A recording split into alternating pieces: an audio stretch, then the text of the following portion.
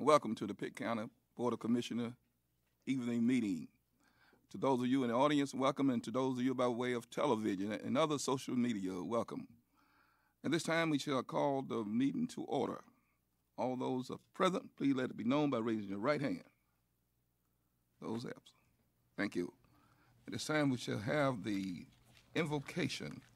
Have the invocation by Commissioner Webb and the pledge by Commissioner Colson.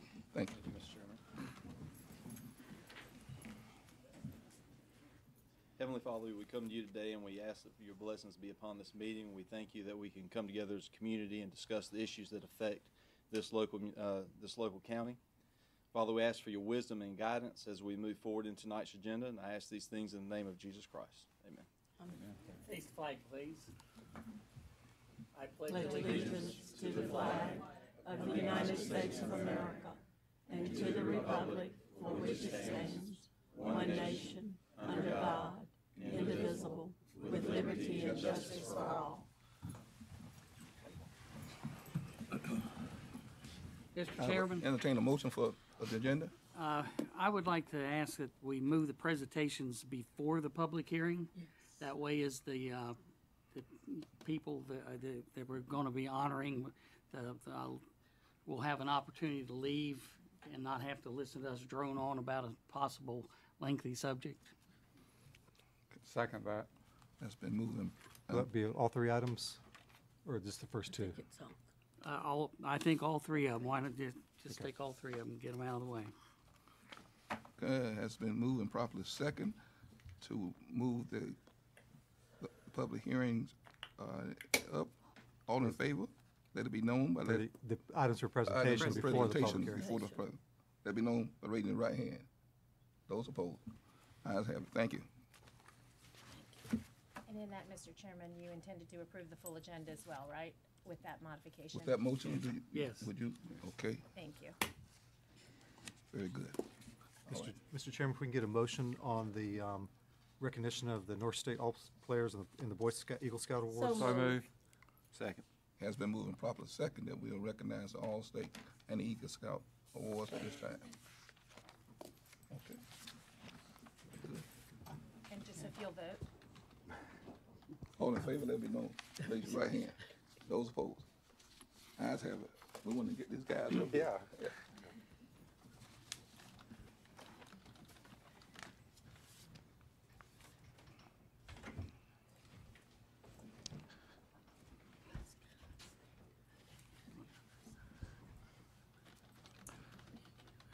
So much bigger on TV. All right. They sure do. Hey. Good seeing you, man. Welcome again. Hey. Good seeing you. Hey, Brian. How you doing? Good to see you. You ready to open it? Yes, sir. Well, tonight we're here to honor the North State 12 and under All-Star team for their successes, and we have a resolution that will speak of itself for all of your accomplishments. And Mr. Chairman, if you'd like me to proceed and read this. I guess first, just to show the viewing audience the resolution. We have a copy of the frame copy of this for the coach, and then copies for the assistant coaches and certificates for the players. So we'll start with the resolution first. It's entitled Pitt County Board of Commissioners Resolution of Recognition Honoring the North State 12U All-Star Team. Whereas the North State 12 and under All-Star team played baseball with remarkable success and dignity as representatives of Pitt County, the state of North Carolina, and the Southeast region. Whereas through their regional victory, the members of the North State All-Stars earned the right to represent the Southeast region in the 2017 Little League World Series in Williamsport, Pennsylvania. And whereas the North State All-Stars made history with back-to-back no-hitters, which was the first time in U.S. history, which led them to a start with a 3-0 record to reach the U.S. Championship on Saturday, August 26, 2017. Whereas the outstanding performance, courteous behaviors, and positive attitudes exhibited by the players, managers, coaches, and families of the North State All-Stars during this prestigious tournament reflected immensely well on Pitt County and the state of North Carolina. The 2017 North State 12 and under All-Stars players are Jacob Calder, Joe Byrne, Will Casey, Drew Fields, Chase Anderson, Ashton Byers, Cameron Greenway, Luke Lambert, Bryce Jackson, Cash Daniels Moy, Thomas Barrett, Matthew Mateus, and Carson Hardy. The 2017 North State 12 and Under All-Star coaches, Brian Fields is the manager, Michael Vaughn assistant manager, Jake Allen assistant manager. Now therefore be resolved that the Pitt County Board of Commissioners does hereby recognize the outstanding achievements of the North State 12 and Under All-Star team and congratulates the players, managers, coaches, and families for their accomplishments at the 2017 Little League World Series in Williamsport, Pennsylvania. This is adopted the 25th day of September 2017 by the Pitt County Board of Commissioners, signed by our chairman, Melvin McLaughlin, and attested by our clerk, Kimberly Hines. Mr. Chairman. Congratulations to you. And we want to thank all.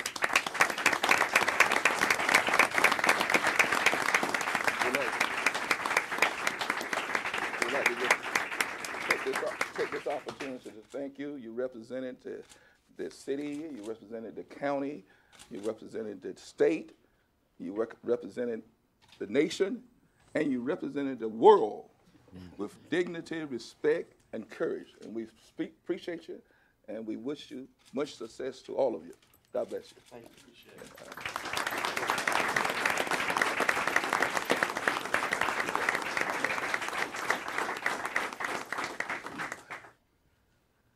So we have a certificate for each of the players. Obviously, a number of the players are not here tonight, but we do appreciate the players that could come tonight. Each certificate is entitled as follows: Certificate of Appreciation. Recognition is awarded to the player's name for participating as a player in the 2017 Little League World Series presented by the Pitt County Board of Commissioners this 25th day of 2017, September, and signed by our chairman, Melvin McLaughlin. So first, Jacob Calder. Is he here?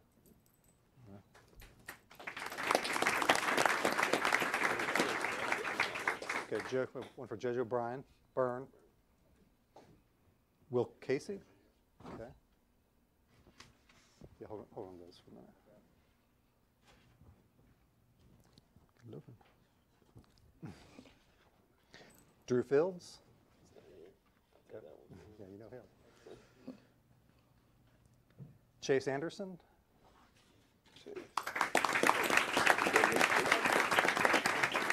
Ashton Byers?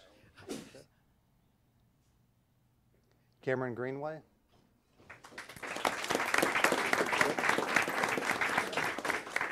Luke Lambert? Right here. Okay. Bryce Jackson?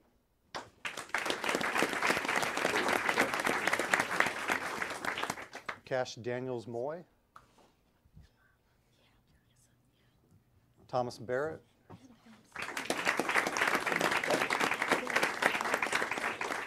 Matthew Mathias, get that right? And Carson Hardy.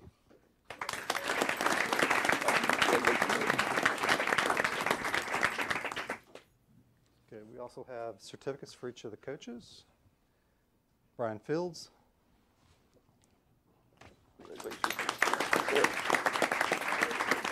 Mike Vaughn. Okay. And Jake Allen. We also have for each of the coaches one of the resolutions as well.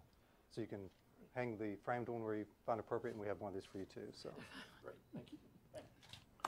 Let's give them all a big round of applause.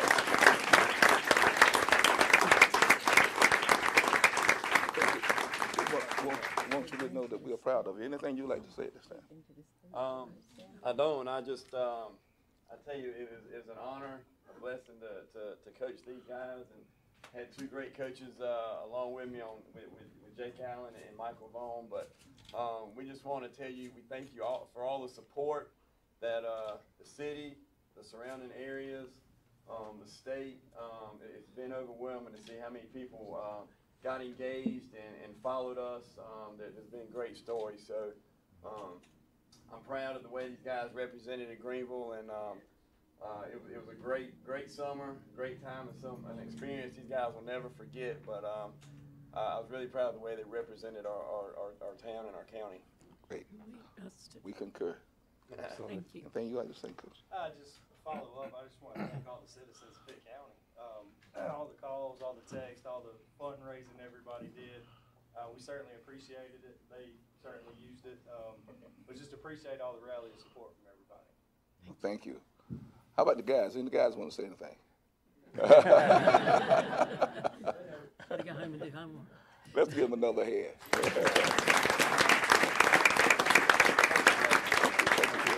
Mr. Chairman, Yes, sir. I'll say something for them. Not only are they superb athletes, I couldn't wait for each of your games to start. But when each one of you are the people that were interviewed on TV, they were articulate, smart, well responsive.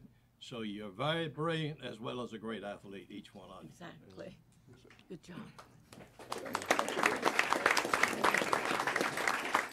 Thank you very much. Thank you. All right. Thank you. Yes, sir. Thank you.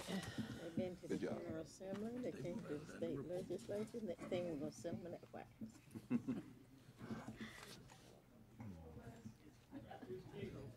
Moving it up, and didn't assume that was coming later. Quarter all the games, so I have to pay them royalties if I watch over again.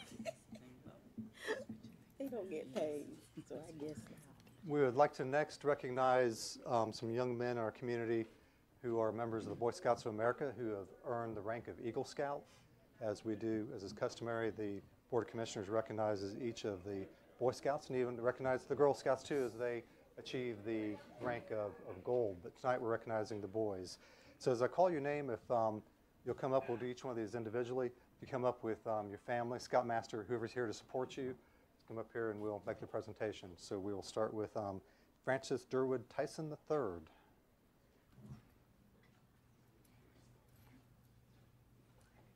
My mama had to sew on a lot of buttons in there. So y'all coming up?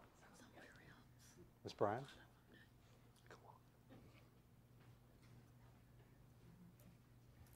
Mr. Chairman, I'd like to proceed. So we have a certificate, again, for the viewing audience, give you an idea what we're going to read. Certificate of Appreciation is awarded to Francis Durwood Tyson III for achieving the Eagle Scout Award. For his project, he built 11 complete doghouse kits for the animal shelter to issue to new dog owners. This is presented by the Pitt County Board of Commissioners this 25th day of September 2017, signed by our chairman, Melvin McLaughlin. Chairman?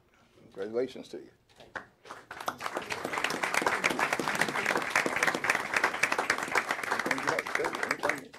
Any comments? Thank you very much. Appreciate you. Let's give him another hand. Thanks a lot. Thank you. Yeah. All right, next. Jake Oliver Engelbrecht. Jake has moved out of state. Okay. I would like to accept his on his behalf. Can we read this and tell the audience what he did? For his project, he completed a major refurbishment and improvement project at the Humane Society of Eastern North Carolina. So you'll pass it on to him. I sure will. We will Congratulations. appreciate that. Thank you. Yes, sir.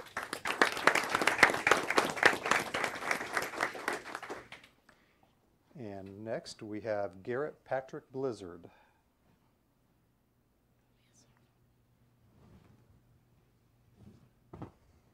Welcome. Just have you stand right here. Okay, again, a certificate of appreciation is awarded to Garrett Patrick Blizzard for achieving the Eagle Scout Award. For his project, he completed a dynamic restoration of 4 Civil War battlegrounds. This is presented by the Pitt County Board of Commissioners on this 25th day of September 2017. Mr. Chairman? Congratulations. Thank you. All right.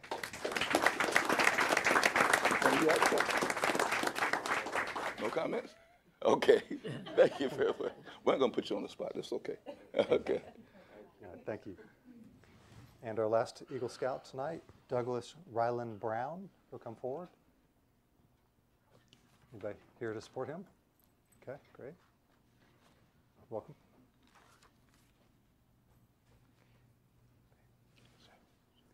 Again, certificate of appreciation is awarded to Douglas Ryland Brown for achieving the Eagle Scout Award. For his project, he taught 30 at-risk youth from the Boys and Girls Club to swim. Presented this 25th day of September 2017 by the Pitt County Board of Commissioners. All right. Congratulations.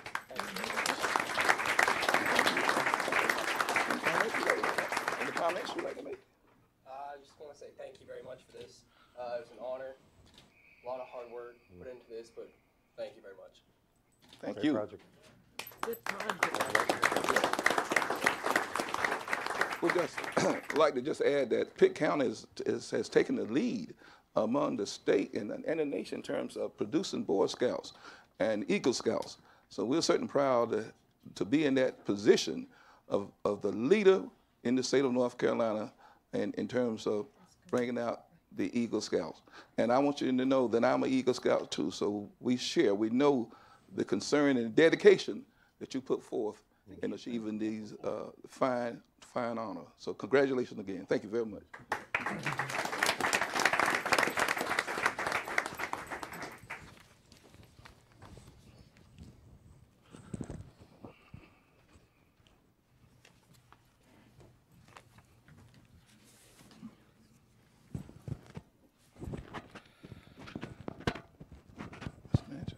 Mr. Chairman, next we have under items for presentation, a presentation regarding opioid information for Pitt County. This is in regard to the upcoming forum that we've been talking about the last couple of meetings on Tuesday, December the 5th, where Pitt County is going to be joining other counties across the state who have been charged or asked to conduct a program or forum regarding the issue of opioid abuse in our counties, cities, the nation, states, however you want to encapsulate it.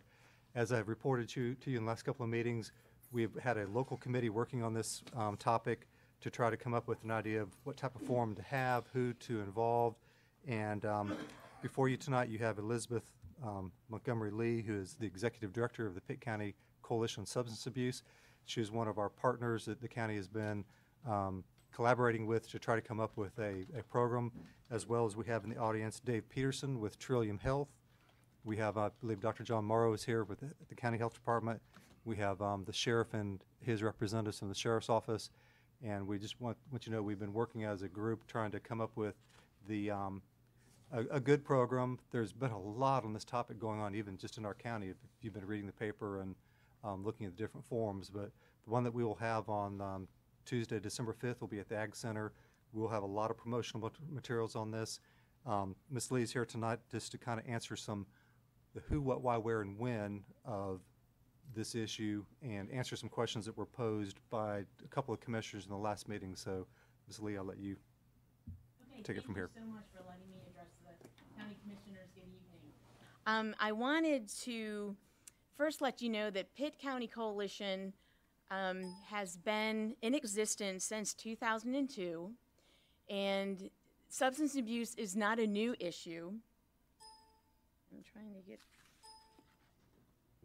And Dr. Ames, who's sitting right here, Dr. Ames, if you could raise your hand. He started the coalition in 2002, realizing, and before that, in 1988, he had started the Eastern Council on Substance Abuse. And so it's not a new issue of substance abuse, but opioids is really rearing its ugly head right now. And so the coalition has decided, and it's housed at East Carolina University, but it's a community coalition. ECU has graciously let us use their space, and they're collaborating with us on being a fiduciary agent for us. And we decided that let's not tackle all of the issues. Let's really look at the data in Pitt County, not the United States, but in Pitt County, and see what's going on. So we're really focusing on underage drinking and opioid misuse and abuse. Like I said, we can't tackle everything with the amount of resources we have. Efforts, luckily, we have some wonderful funders for us. Vidant Foundation is funding our Stop series and youth team development. We have Port Health, which is funding really the running of the coalition in my position. We also have Preventing Underage Drinking Initiative, which does exactly what it says. We get out in the community and try to reduce the amount of underage drinking going on. We just got, which is huge, this is new to the community, just last Thursday we were informed that we received the Drug-Free Communities Grant. Only about 74 coalitions throughout the United States receive this, and we will start receiving for the next 5 years $125,000 each year to work on our efforts in preventing opioid and underage drinking misuse and abuse. And we also count on private donations. And so that's really what funded us. And what we're hearing is there are so many people that are saying we need to do something about this. Oops, it's going the wrong way. And so when we drove down to the opioids, we wanted to find out, why is this a problem? And it's really started back when, innocently, people were treating their pain. They had to have opiates prescribed to them. Oxycontin, hydrocodone, codeine. Those are things doctors were being told, we need to address patients' pain. So that started, and then we started finding out that people started finding, oh, I feel pretty good. I can address other things with this. And so people are misusing and abusing those medications. What we found is that we need to reduce the amount that are available to the community. We need to make prescribers or ask them, and I think that's happening with the new bill that our Representative Murphy has done. It's the STOP Act. And so we need to make sure that doctors are using that tool to track how many opiates a person is getting. So they can't go to Dr. A on one day and say, I have a backache, and then to a dentist on Tuesday to say they have a toothache. That's called doctor shopping. So we are reducing that. And we also need to make sure that families and community members are locking up their medications or safely disposing of them. So taking them to the permanent drop boxes in Pitt County. What's happened, though, is once you reduce a use of something else, something else pops up. And so people are finding that we're doing such a good job on reducing the prescription meds that heroin is much easier to get and it's cheaper. So now we have a heroin crisis on our hands.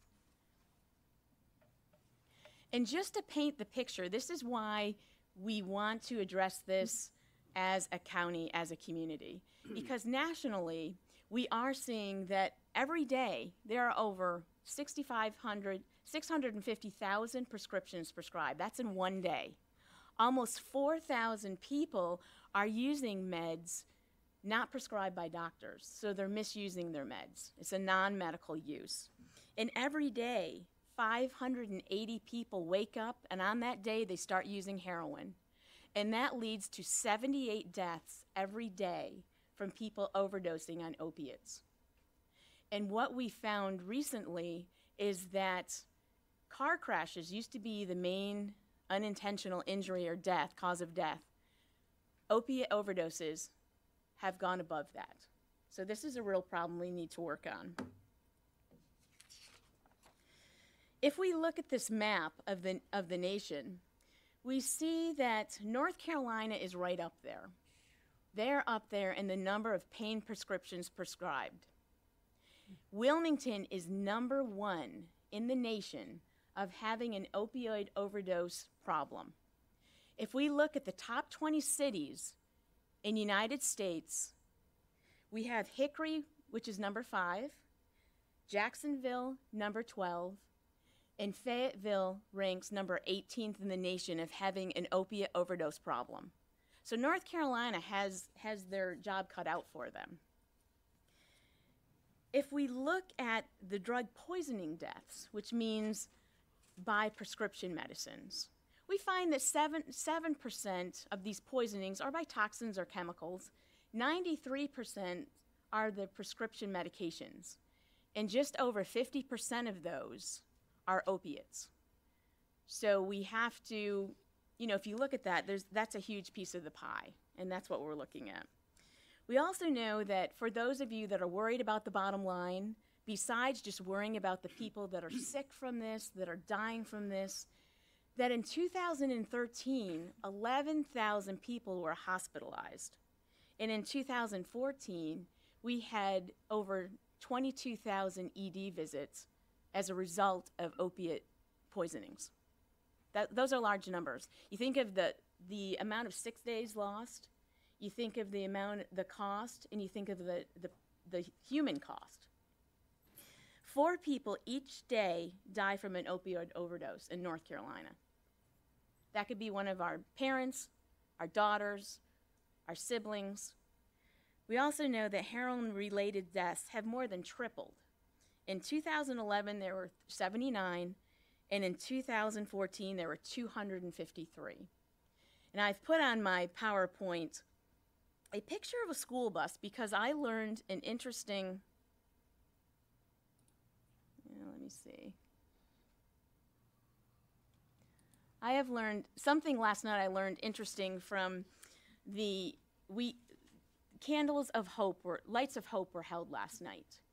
And Donald McDonald, who is over the recovery efforts in North Carolina, has said that every month there's a packed school bus, and packed full with North Carolina residents, and it goes off a cliff every month, once a month. If you excuse me, I'm having some difficulties here with, there we go. There's a school bus. And so when we drill it down to Pitt County, I am very fortunate that we are working in collaboration with the public health department here, and they have shared some numbers with us. And if we look at the ED visits, just here in Vidant, from January of this year to the end of June, that are there because of medication or drug overdose mentioned, there are 223. Then, if we take the next snapshot, we find that ED visits with heroin relations to them equal 108 people. So it might not be that there's 108 people coming in separately, but it could be that somebody in January overdoses, they get saved, luckily, by Narcan or naloxone, and then maybe in March or April, they overdose again.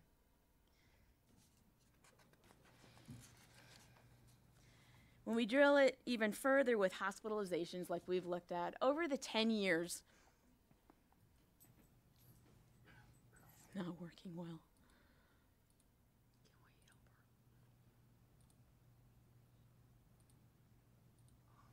Well, this screen seems to be stuck. Hospitalizations in a 10-year period for all opiates was 352, and for prescription opiates was 269. Okay, thanks. That's better. And heroin is 27. So those numbers are escalating. We would like to see a drop, but that hasn't happened yet. Those are increasing. They figure about 11% over the next year.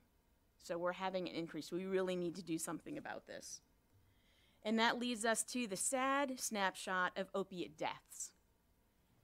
If you look between 2010 and 2015, the prescription deaths have increased, and heroin deaths have also increased. Now, what are we doing in Pitt County? Well, we do have Trillium that's making sure that people get the treatment they need, but we do need more money for treatment, and that should come down from the federal government, through the block grants, to the state, and to our MCOs. We're advocating for that. Also, Pitt County is lucky enough to have 2 methadone clinics. So that is, when I've looked at research, when I've done my research, that is the standard treatment and the preferred treatment of someone that is being afflicted with an addiction of opiates. We also have our first responders set up with Narcan and naloxone. Narcan and naloxone reverse the opiate process, and it gives them about 30 minutes to get to the hospital and get further treatment. We also have, like I mentioned before, we have over 5 permanent drop boxes throughout the county. That's at police departments, at the sheriff department, and also some pharmacies are carrying those now, which has really helped. And we also, which is new to Pitt County and also North Carolina, we are allowed now to have a syringe exchange program. And I know some people are saying, wait a minute, we're just encouraging them to use. But what we're finding is that we have to look at this as a public health problem, is that when we give out those syringes, it's not so they can just keep going, but we have a kit that includes tests for fentanyl. It gives them resources for treatment, resources for housing. We also want to make sure for the public that if someone is using a syringe and they're sharing it or using it many times, that increases the risk of hepatitis C and also HIV. So if your child is out playing in a playground and someone is using that needle and they discard it because there's no place they can go to without getting arrested, they'll drop it off in the park, that child gets stabbed, and maybe they come down with HIV or hepatitis C. That's something we need to be thinking about. And eventually, hopefully, we'll get those folks into treatment. So I think it's a really good program. And I want to let you know that the Pitt County Coalition on Substance Abuse, referred to as PICSA, is not the only players in this county. Like I've mentioned before, Trillium's there. We also have the Board of Public Health that is blessing the syringe exchange program. They're looking into having one there at their location. And then we can do immediate tests for hepatitis C and HIV. So we can get rid of that public health danger. We also have the Addicts Mom, that are a group of family members that have a person that has a substance use disorder or someone that has lost someone to a substance use disorder. And just last night, they held Lights of Hope at Guy Smith Stadium. And there were probably 200 to 300 people there because they're all invested. And we need to get the word out even to more people. And we also had Elaine Wainwright did a wonderful job with International Overdose Awareness Day. And we had Attorney General Josh Stein come and speak. And so the state is realizing this is a huge problem. And when we look at PICSA's efforts, we have the stop presentations throughout the county, and Vidant, once again, funds that. And we cover basics with Dr. Grubb. He will come and present, and he'll talk about what does it look like medically? You know, what do we know about these substances? We also have Detective Pinner, who's hiding back there in the back row, who presents on what is law enforcement doing? What are they seeing? What are they hearing? What is the next new drug on the market? We also have Melissa Larson from the North Carolina Harm Reduction that talks about the amnesty law, so that don't run, call 911. Because if you're with a friend, they happen to overdose, whether it be alcohol, heroin, meds, Xanax, you can call 911 now. You don't have to leave your friend there to die. You can call 911 and not get arrested for that. So we're trying to spread that for our young people to know that. And with the DFC grant, we're focusing, again, still on underage drinking and opioids, and that's really focusing on our young people. We're hoping that we can connect, well, we're planning on it, to connect with the SAD organization, which is new in Pitt County. So we're working with high school students and their parents, so they're both on the same page, and so parents can learn how to communicate with their young people about substance use. We also, what I want to mention is our youth team, because we are using them because no young person is going to look at Miss Montgomery Lee and think they can talk to me about what's going on. You know, I'm scary to them. I like their mom. So we have youth that are hearing and seeing what's going on and bringing back that data, the qualitative data, to us. And they're also going to be out there, especially with this DFC grant. They're going to be out there everywhere and spreading the message around. And when we look at heroin use, we see all substances are linked to that. If someone is on prescription medication and they're abusing that and addicted to that, they're 40 times more likely to use heroin. And what we have found, look at alcohol, that's 2 times the increase. And most heroin users are using 1 to 3 other substances. When we looked at Pitt County, our students in our high schools, we did a survey through all the high schools of the Pitt County system. 25% show signs of depression, and of those, 13% are idealizing about committing suicide. And so a lot of these kids are turning to substances to self-medicate. And so we need to make sure that mental health is available to these young people. We also found that 22% are drinking alcohol, with 11% binge drinking. So that means they're sitting down, and in a 2-hour period, probably even shorter than that, they're drinking 4 drinks, or 5 drinks for males. 2.5% of our students are actively using heroin. These are our 9th, 10th, 11th, and 12th graders. And 12% are abusing and misusing prescription meds. So that's why we need to do the Stop series, because we've been traveling around for the last year, and we need to get more efforts because it's still hitting hard. We have a lot of kids that want to try it. They're hearing about it. Hopefully they're starting to hear the message, don't do this. And that's not the only thing that's going to work. We have to change our environment and make sure those prescription drugs aren't left on a kitchen counter at grandma's house when the child comes and steals those prescription drugs. And just for one last word, I would like to show you a picture of a young lady that was an addict. And I'd like to have her mom, Megan's mom, get up and just say a few words about what addiction looks like today. Hi, I'm Megan's mom. I go by the name Letty, but I'm Megan's mom. I'm actually the mother of 3. Megan has an older brother and a younger sister. And so I'm a mother of 3. I actually love being a mother.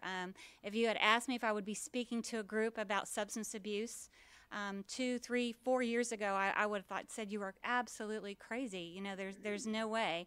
I didn't think it was an issue. I didn't think it was a problem until Megan actually died from a heroin overdose.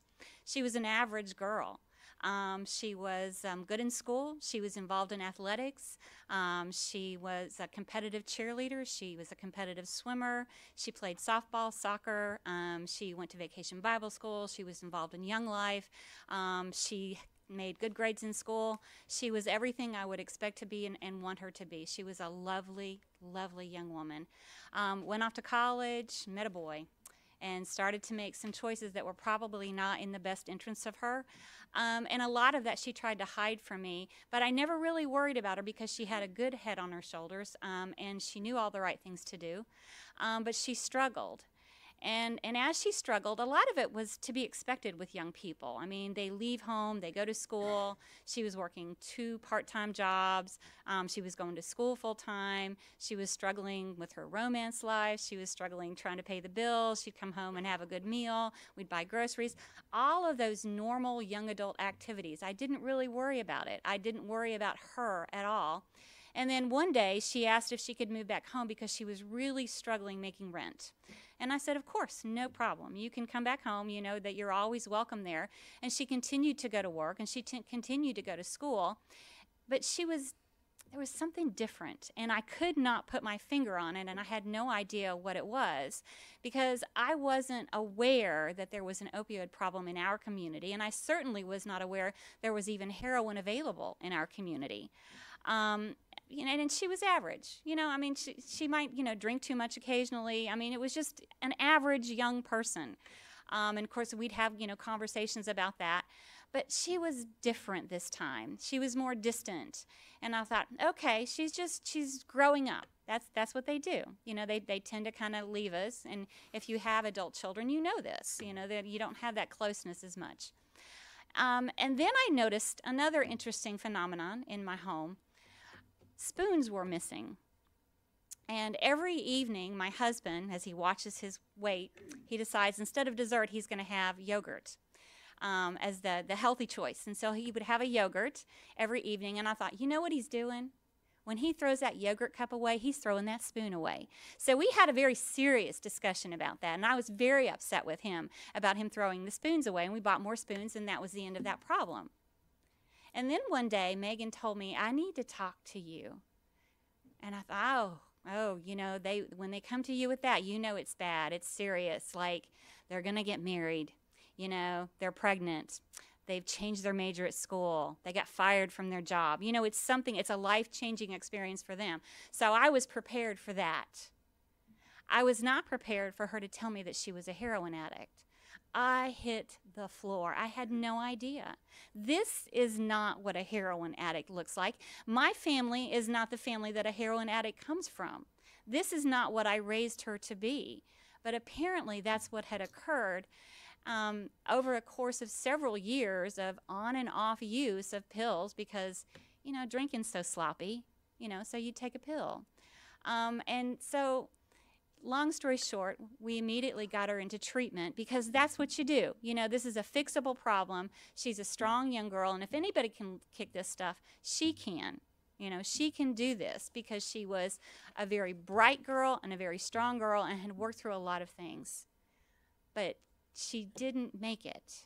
She went, on her last time, she went to Wilmington Treatment Center, and she spent 30 days there, which I must share with you is not enough. Not enough.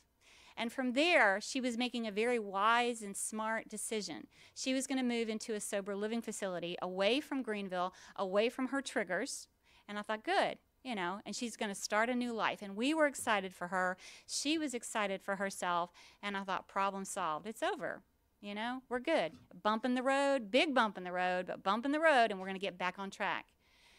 And then she called me, and she said, I need to come home and get some of my stuff from my room. I said, okay, but I'm already here in town. I said, okay, can I come over and get it? I said, sure, of course. And so I met her at the house, and she looked good. She looked really good. She was healthy. Her color was good. She actually, to be quite honest with you, never looked like a heroin addict, but in Mom's eyes, that day, she looked especially good. And we had a great conversation. She was excited about her new choices, her new life, how things were going to change. And she left. And as she left, I gave her a big hug, and I said, love you. And she said, love you more. And I gave her a kiss, and she kissed me back, and she walked away. And I said, make good choices. And she said, I always do. And that was the last time I saw her. She evidently, as a good addict does, had memorized her dealer's number. And when she was in town, she decided she just wanted to get one more dose. She wanted to use one more time. And she planned it out very well. You know, she made sure that she came by to see me and her brother and her sister and her dog, of course. If you know Megan, you knew she loved her dog. And her dealer. And then she drove back to Wilmington. She went to her NA meeting that night in the house. She went to her room. She closed the door. She locked the door, and she used one more time, and that was it. They found her 24 hours later, and about 6 hours after that, late Friday, early Saturday morning, the sheriff's department was knocking on my door. And when they told me that Megan had died, that she was deceased, the first thing that came in my mind was, oh my, she had a wreck. Because she was unfamiliar with the roads in Wilmington. Didn't even cross my mind that it was an overdose. But that's how it goes. I mean, when young people are in recovery, that's a very crucial time. They need a lot of support. And in hindsight, I wish I'd known that that visit home was the visit to see the drug dealer. And Mom, you know, and Mom. But that was it. That was it. And then I found out, not only did Megan die, hundreds of young people are dying. And it's an epidemic in this country, and it's an epidemic in this county. And it's something that I feel that we have to address because we are losing an entire generation of young people. And there are things that we can do. We can educate from the very beginning, and don't just say no. Tell them why. Tell them what it is and what it'll do to you. It's not like drinking a beer. It is not. It's very different. I actually had some detectives come out and speak with freshmen at the school that I work at to talk to them about drug use and what to be aware of and what's available and how it's sold and what to be careful of. And I was shocked and amazed because I found out as I was listening to those young people, they thought pills were safe. You want to know why? They come from a company, a pharmaceutical company. And Grandma takes that stuff, and Mom takes that stuff, and Dad takes that stuff, and the doctor gives them to them, so it must be safe. And if they take 2, well, I can take 4 because it's safe. They're very misinformed. So we are on a mission to inform them so that they can make sure that they don't end up like Megan and hundreds and thousands of other young people that have already made that mistake. Thank you. Well, thank you very much for your time and for letting us, and also being behind this crisis and hoping to come up with some resources or just letting the public know and letting us have this opportunity. Thank you so much. Okay. Manager, Scott? I'd just like to thank Ms. Montgomery Lee for her presentation, and also Megan's mom for her remarks. It was very, very moving. And There's one partner in the group that I forgot to mention at the very beginning, and that's Vidant. I know you mentioned them, but we also have in the audience Hazel Pennington with Vidant Health, who's been helping us to plan this event for December 5th. So do you want to just maybe briefly touch on what the plans are for December 5th, 2 hours, 6 to 8 p.m., just Yes. very briefly? And we're serving a light dinner, and the coalition is helping to, well, through Vidant Foundation is giving some monies towards a light dinner from 6 to 8, and we'll have it in the agricultural building at the auditorium there. Great parking, great spots, and we will also have resources so that when people come, they're not only hearing about it, but they can then go to Port or they can go to Trillium and talk to them. Okay, I think I have a problem here. So what are our next steps? And this presentation from 6 to 8 will go along the lines of your stop presentations you've done in the other municipalities through the county. So there's a planned format of what we're going to present. Yes, and we'll have also 2 personal stories. So, Commissioner Garrison. any questions? Yes, I just wanted to make a comment. Thank you Yes. very much for the presentation, and thank you very much for your heartwarming story. We appreciate you sharing that. I know it wasn't easy, but we appreciate you doing that. You probably know this, but in the September issue of National Geographic, there's a several-page article in there called The Science of Addiction. And in that article, it says 91, your number was 78, the 91 is probably a newer number, that 91 people died in America from opioid overdose every day. Yes. Every day. And then it also went on to say, you also mentioned alcohol abuse, that 3.3 million people in the world die from alcohol abuse every year. They are alarming numbers to me, and yes, we do need to spend our time, our energy, our resources on helping to solve this problem. And again, education is a major key. I want to just say I appreciate your fine presentation, and certainly to Megan's mom for that heartfelt presentation. But I also want to mention in the underserved community, especially the community of color, they have this crack cocaine, and now I understand that this is being brought upon with some type of synthetic combination and making it more potent. We finding any means of control or how we're dealing with this in the underserved communities? I do not have that information, but we are, another colleague of mine, Dr. Jennifer Matthews, is working with the Health Disparities Grant and is looking into substance use with the underserved populations. So we might have something in a couple years on how to combat that issue. I know it's a national, and it hits everybody, but particular in that area, those unfortunate. Well, thank you again for your presentation. Yes, sir.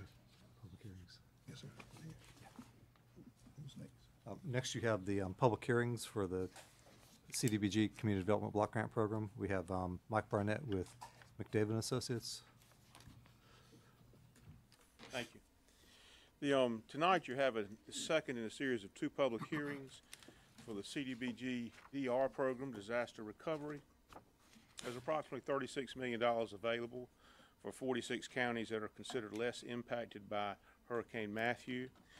Our application will be up to $1 million. It does not require any county match. It's a 100% grant to the county.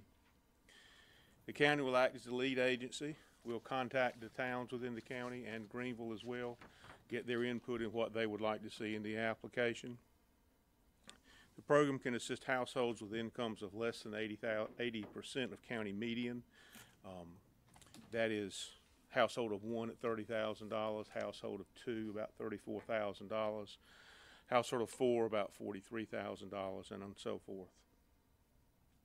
The program will prioritize homeowners that have damage of over $8,000, are 65 or older, have some sort of a disability, and even higher priorities for household incomes of less than 60% of county median. The activities we anticipate including in the application are single-family rehabilitation. Per unit can be $75,000 if they have up to 75% damage. single-family homeowner reconstruction, which is rebuilding a home in the same spot, up to $150,000 with 75% damage. Mobile home repair, if they have less than 50% damage, can be up to $15,000, and if they have more than 50% damage, it can be up to $60,000. Temporary rental assistance, obviously if you're rebuilding a house or you're replacing, you've got to have rental assistance, and that can be up to $10,000 per case. Housing repair cost reimbursement, where someone has verifiable out-of-pocket expenses, they could receive up to $25,000 reimbursement for what they had spent trying to get back into their home. And this particular item can have a little higher income limits, with 75% of those being low moderate income, and up to 25% of them being 120% median income. As a category we'll apply for will be flood insurance assistance. That's $2,000 for 2 years premium for low moderate income homeowners that are in a floodplain. Also included are community recovery activities for damage to libraries, senior centers, health clinics, and infrastructure in support of these community recovery plans. Applications are due October 20th to the Division of Emergency Management. Mr. Chairman, that's what I have. I think your action is to receive public comment, I believe. Okay. And now we'd like to open this up for the public.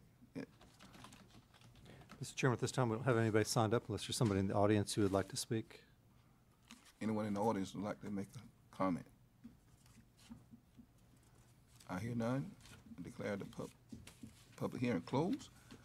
Mr. Chairman, I move we authorize this application. I second it. Has been moved and properly second that we authorize this application. All in favor, let it be known by raising your right hand.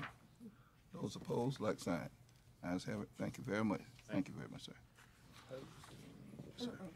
Okay, next, Mr. Chairman, you have public addresses to the board. Okay, very good. Tonight we have 4 people who are signed up, and forgive me if I mispronounce some of these names, but first we have Karen Zipf, if I'm saying that correctly. You'll give your name and address, and while you walk up, if the attorney will read our prepared statement on public addresses. Yes, Pitt County welcomes comments on all matters of public concern. If you'll please state your name and address before you speak, I'll keep your time at 3 minutes per speaker. My name is Karen Zipf, and I am a professional historian. I teach at East Carolina University, and I'm also involved in social studies education. And I just want to let you all know that I was able to attend your very nice meeting here about 1 month ago. And I am addressing today the matter of the Confederacy. I want to talk a little bit about the Confederacy, and it's and some evidence that I have that links the Confederacy to the issue of slavery. And the reason why I wanted to talk to you about that tonight is because I heard several sort of unproven claims about the Confederacy, although there were many very good talks about it. So I had Ms. Hines distribute to you a couple of documents because I only have a little bit of time, so I've chosen the 2 most important documents that I could think of to demonstrate this evidentiary link. And the first one I want to demonstrate to you is the Constitution of the Confederate States. This was passed March 11th, 1861 in Montgomery, Alabama by the first 7 states to secede from the Union. And if you'll notice in Article 1 here, I also have a full copy of the Constitution here as well, which I can hand to Ms. Hines, but I just wanted to point out the relevant passages. And the first is that no law shall deny or impair the right of property in Negro slaves. Article 4 also repeats this in Section 2, more or less, and then in Section 2 it also prohibits any return or requires the return of any slave that has tried to escape from his master. And the fourth provision of the Constitution here is one that preserves the right to take slaves into the territories. And I wanted to really point this out because the Constitution of the Confederate States really, you might say, is the very first Confederate monument. The second thing I'd like to point out is a very important speech that was given by Alexander Stephens, who was the Vice President of the Confederate States of America. Just a few days after the Confederate Constitution was passed, he delivered his inaugural address in Savannah, Georgia. And that inaugural address is titled African Slavery, the Cornerstone of the Southern Confederacy. In that address, he talks about the Constitution, and I wanted to point out these two very important quotes that that demonstrate that he believes that the Constitution of the Confederacy, the most important element of that is that it preserves Negro slavery. He says on the cause of secession, the new Constitution has put at rest forever all the agitating questions relating to our peculiar institution, African slavery, as it exists amongst us, the proper status of the Negro in our form of civilization. This was the immediate cause of the late rupture and present revolution. Jefferson, that is Thomas Jefferson, in his forecast had anticipated this as the rock upon which the old Union would split. He was right, and what was conjecture with him is now a realized fact. And in the second quote, I chose one of the many discussions that he has in there about slavery, and in this very important quote, he contrasts the Confederate Constitution with the U.S. Constitution, which he says is principled on a fallacy of all men are created equal. In this, he says, our new government... Thank you. And you can. Oh, can I finish this one quote? Is that all right? Our new government is founded upon exactly the opposite idea. Its foundations are laid. Its cornerstone rests upon the great truth that the Negro is not equal to the white man, that slavery's subordination to the superior race is his natural and normal condition. This, our new government, is the first in the history of the world based upon this great physical, philosophical, and moral truth. So as you can see, these two very important documents that establish the Confederacy of the United States, or excuse me, the Confederate States of America, are founded upon the principle of Negro slavery. Thank you very much. Thank you very much. Nathan.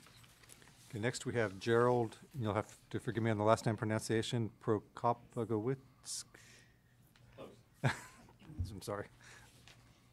Hi, my name is Jerry Prokopovich. Live at 205 Oxford Road in Greenville.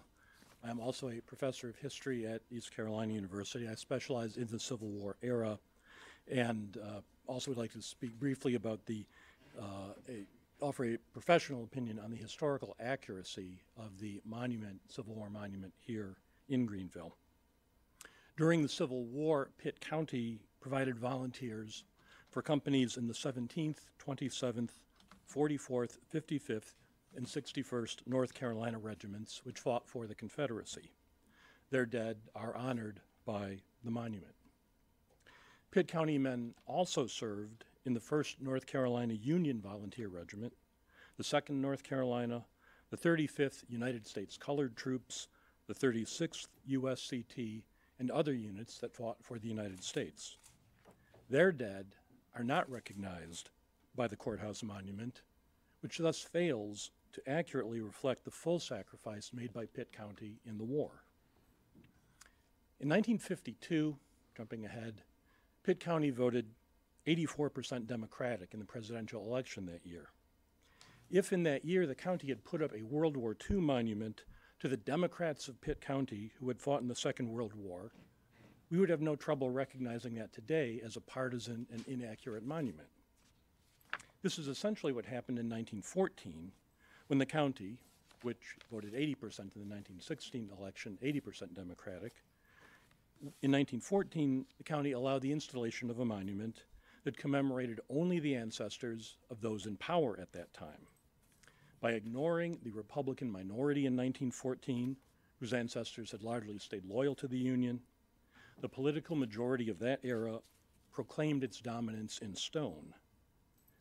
Whatever their motives, the monument that they left us continues to give a distorted and historically inaccurate view of Pitt County's real Civil War history. Thank you. Thank you. Next we have David French.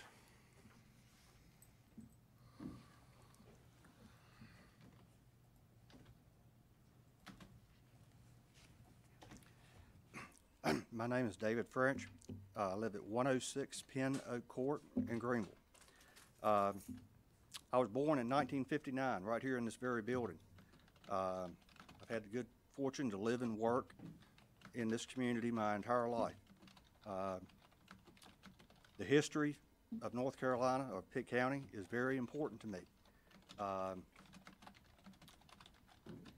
The statue that stands at the corner of Evans and 3rd Street represents a foot soldier, not a general, not some high-ranking politician.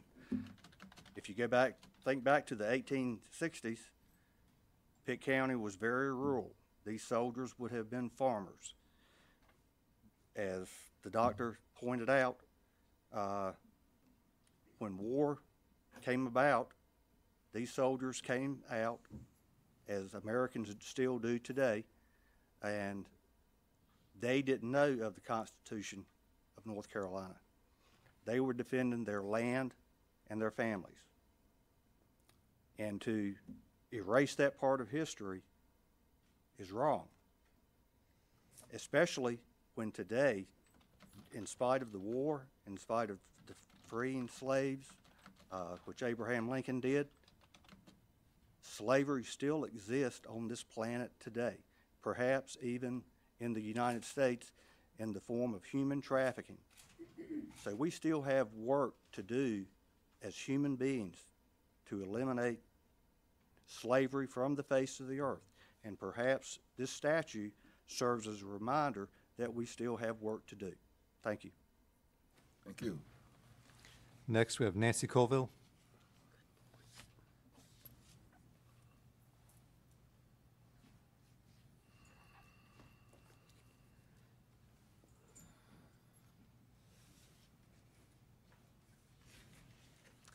Well, I'm not a professor, I'm just a citizen.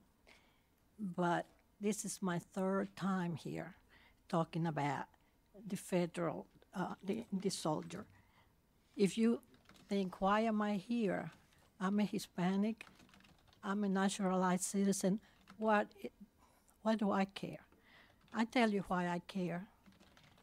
Because to me, I'm passionate about the history, the accurate history. You can put spin it one way or the other, but the history, the symbols of history of this country and what it means to different citizens. Not everybody agrees, but to me, the statues, the monuments, the flags, the national anthem are symbols. Symbols that we need to protect, and above all, because a nation without symbols is just like a nation without borders.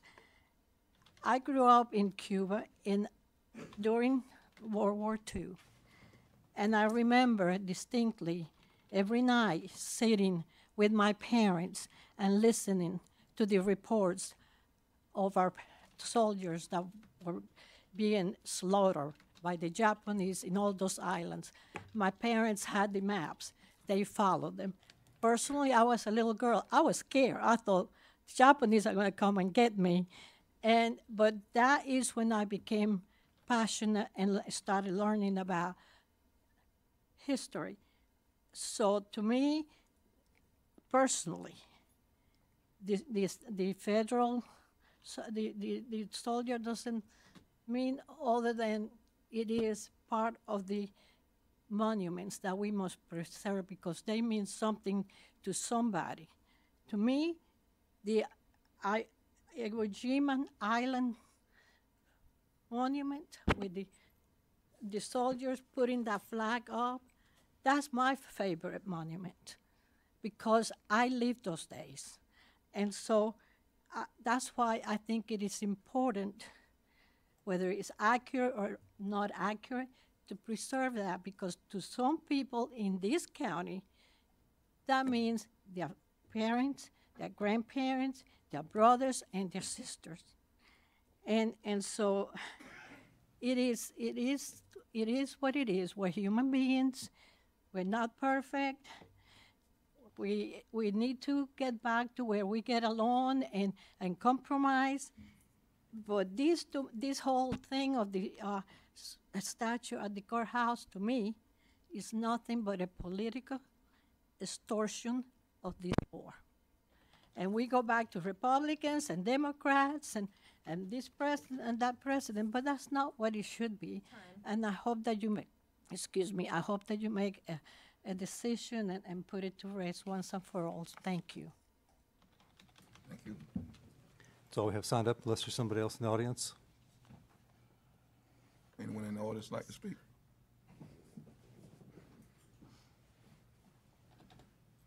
I want to state your name and address, please, sir.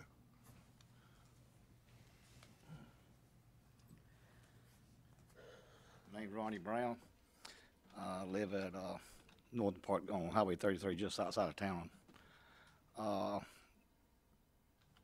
Really don't want to speak tonight. I don't like to stay out. I like to stay out of politics. I do applaud everybody for standing up for the Pledge of Allegiance. I didn't see anybody kneeling down. I didn't see anybody sitting down doing our Pledge of Allegiance.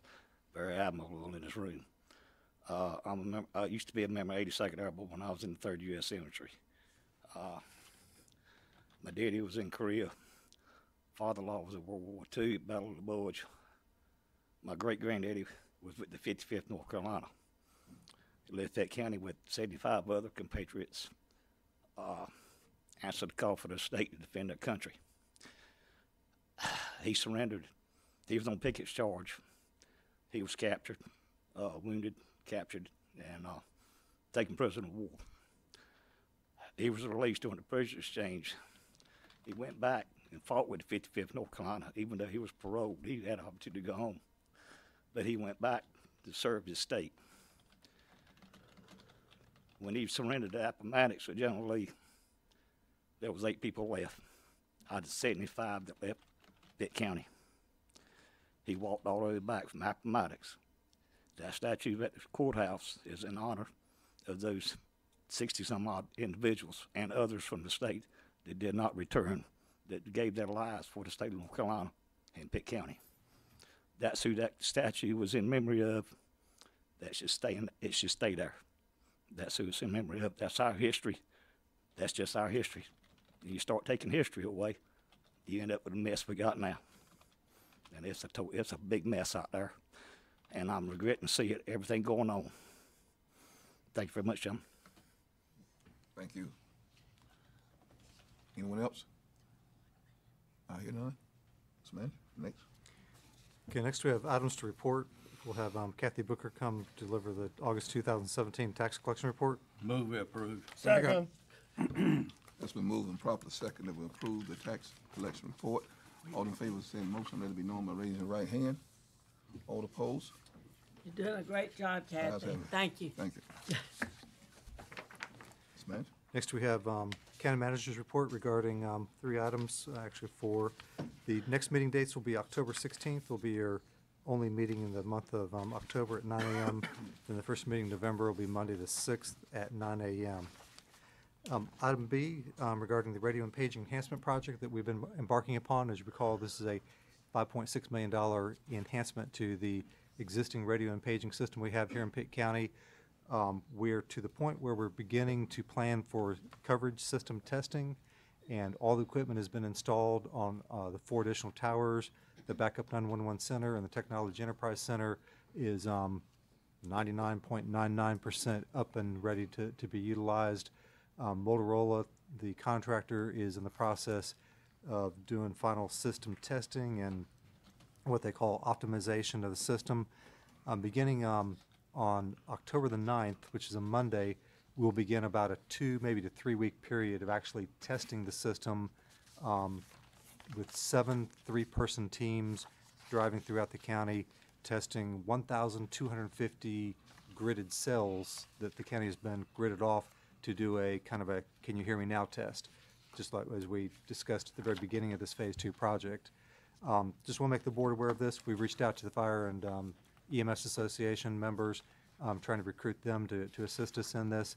And if any commissioners would like to ride along, like to observe as we do the testing, we'd be happy to have you there.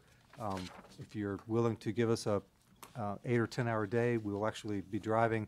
We'll be doing 10-hour days the first week, literally straight through. We'll be taking our lunches with us and having lunches in the field, because we'll actually be out in, we're going to start on the outer rims of the county and move our way in.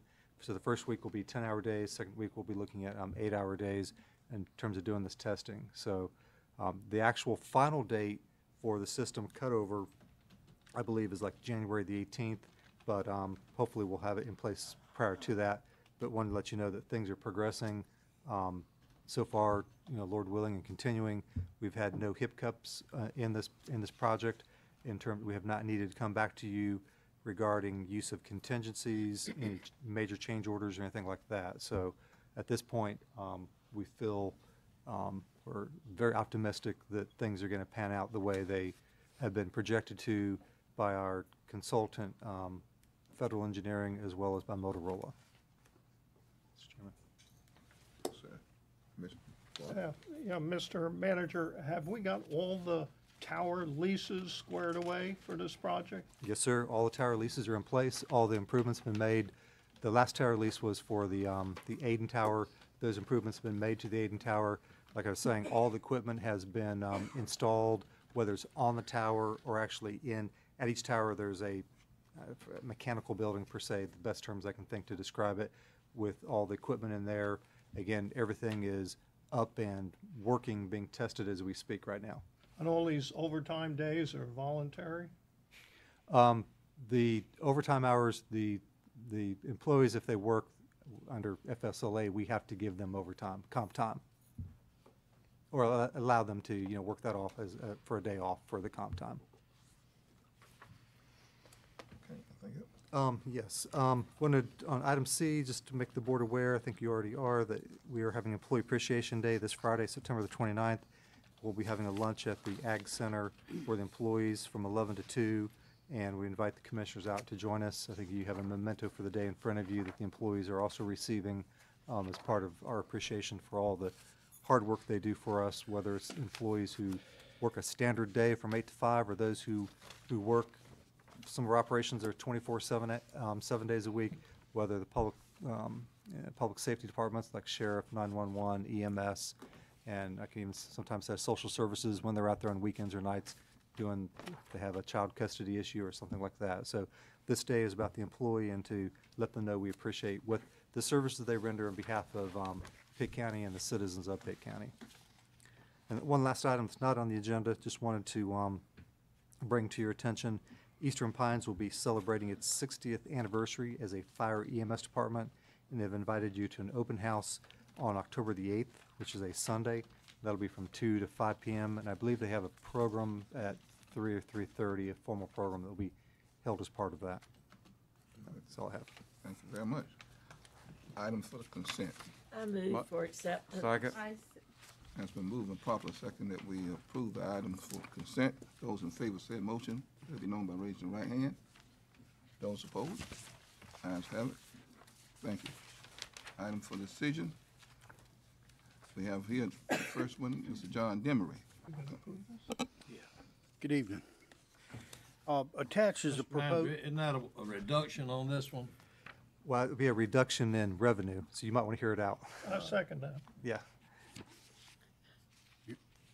Go ahead. Attached is a proposed update to the 5-year contract with C&D Landfill. They're the landfill that accepts our construction and demolition waste. They have requested to have the franchise fee reduced from $2 to $1 per ton. We receive $2 right now for every ton of trash they put in their landfill. As a result of our C&D picking station, we have reduced so far the waste we send them by 50%. Last year we spent $585,000 paying them for taking our C&D waste.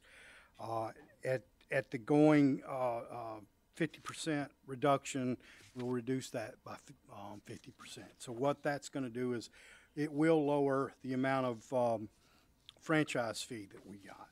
So they made a request to me to reduce this $2 to $1.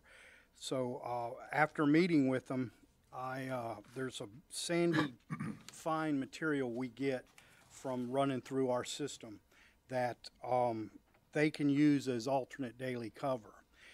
The material's pretty heavy, so I approached DEQ about seeing if they would approve it so they could use it as alternate daily cover.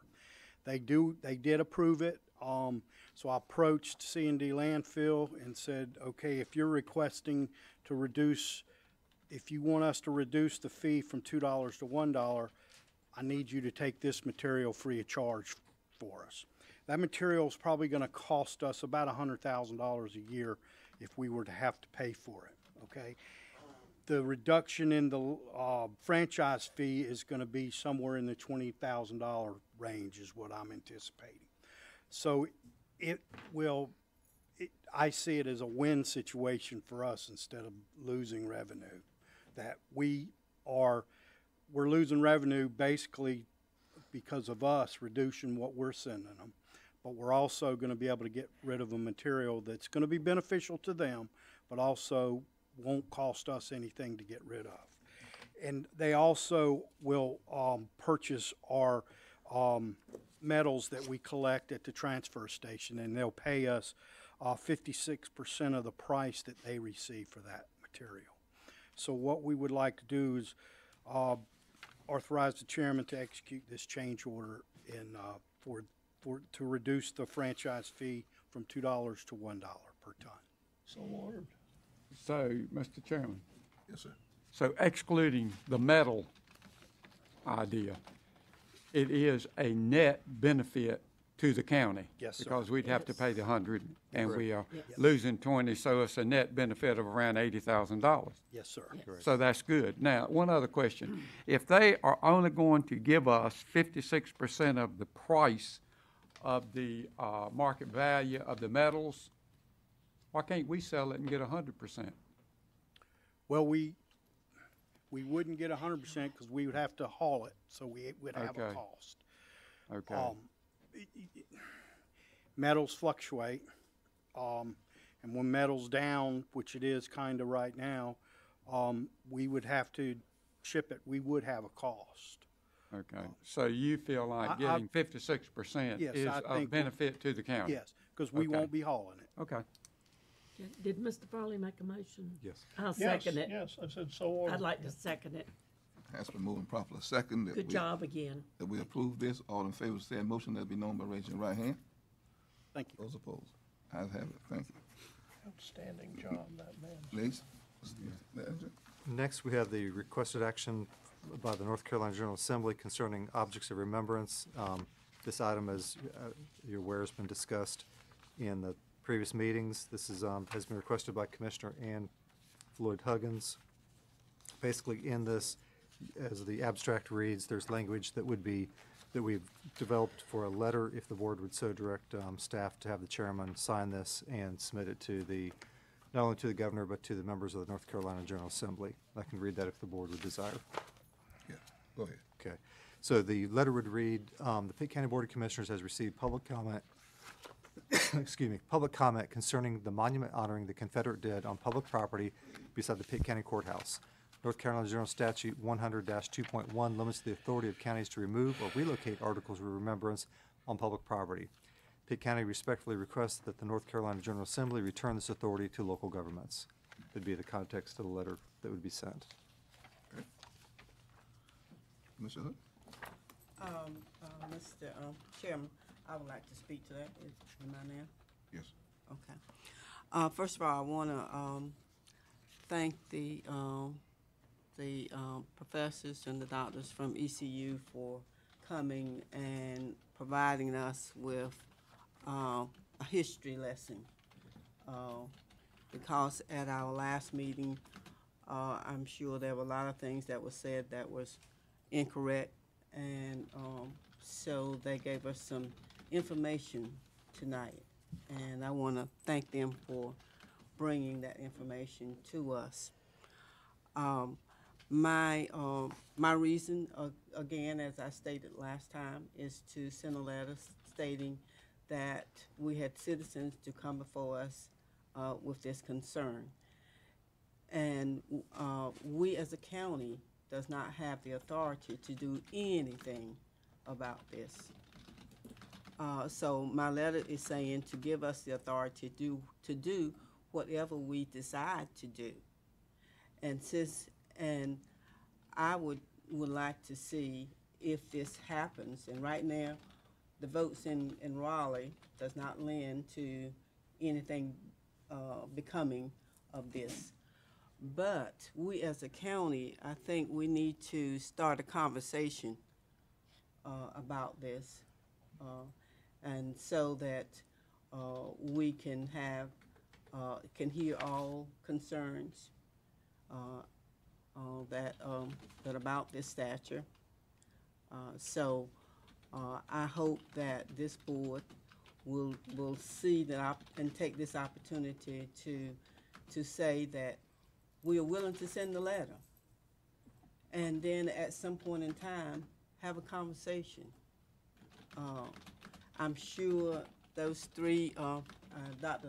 David Denard, who's a history professor over at ECU, was also in the audience. He didn't speak, but I'm sure that they would facilitate a conversation between the citizens of Pitt County to talk about this statute, what it means to some, what it does not mean to others.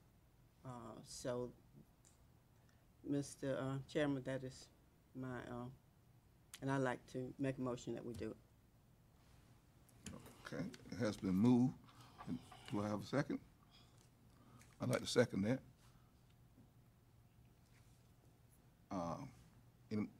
Any other comments? It has been moved and properly second that we send a letter in reference to this. All in favor of the said motion, let it be known by raising your right hand. All opposed? Motion failed. Thank you.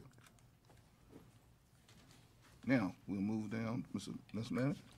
Yes, next on page 44, you have appointments or reappointments to the EMS Oversight Committee.